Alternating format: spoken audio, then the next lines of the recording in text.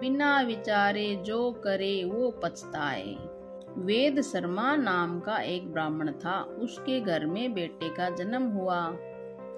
उसी घर में एक नेवली भी रहती थी। उस नेवली ने भी एक नेवले को जन्म दिया। नेवली तो मर गई, पर उसके बच्चे नेवले को वेद शर्मा और उसकी पत्नी ने पाल लिया। वेद शर्मा की पत्नी जब अपने बेटे को दूध पिलाती तो नेवले के सामने भी दूध का कटोरा रख देती। वह बिल्कुल ऐसे पल रहा था जैसे परिवार का ही सदस्य हो। एक दिन वेद शर्मा की पत्नी पानी लेने के लिए कुएं पर जाने लगी तो अपने पति से बोली, मुन्ना बिस्तर सोया हुआ है, जरा ध्यान रखिएगा कहीं नेवला काटे नहीं। वैसे ऐसी कोई बात नहीं, पर नेवला तो नेवला ही है ना। उसके जाने के बाद बैठे बैठे वेद शर्मा को कोई काम याद आ गया। वह कुछ देर के लिए घर से बाहर चला गया। तभी कहीं से काला सांप कमरे में आ गया। नेवले ने देखा तो वह सांप से भिड़ गया।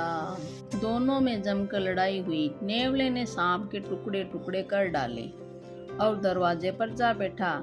जब वेद शर्मा की पत्नी पानी लेकर लौटी तो उसने देखा कि दरवाजे पर नेवला बैठा हुआ है और उसके मुंह पर खून लगा हुआ है। उसने सोचा कि जरूर इसने मेरे बच्चे को काट लिया, बच्चे को काट खाया है। क्रोध से उसने जल का भरा हुआ घड़ा नेवले पर पटक दिया। नेवला वहीं ढेर हो गया। रोती चिल्लाती जब वह घर के अंदर पहुंची तो उसने वहां और ही नजारा देखा। बच्चा बिस्तर पर मजे से खेल रहा था और नीचे एक सांप के टुकड़े टुकड़े हुए पड़े थे। अब उसकी समझ में सारी बात आ गई। नेवले ने बच्चे को बचाने के लिए सांप को मार डाला। वेद शर्मा की पत्नी को बहुत दुख हुआ कि उसने बिना सोचे समझे, बिना सही बात को जाने बुझे नेवले को मार दिया। इस चित्र में देख रहे हैं, उसने देखा अंदर मुन्ना तो खेल रहा है और नेवले ने मुन्ने की रक्षा की सांप को मारकर।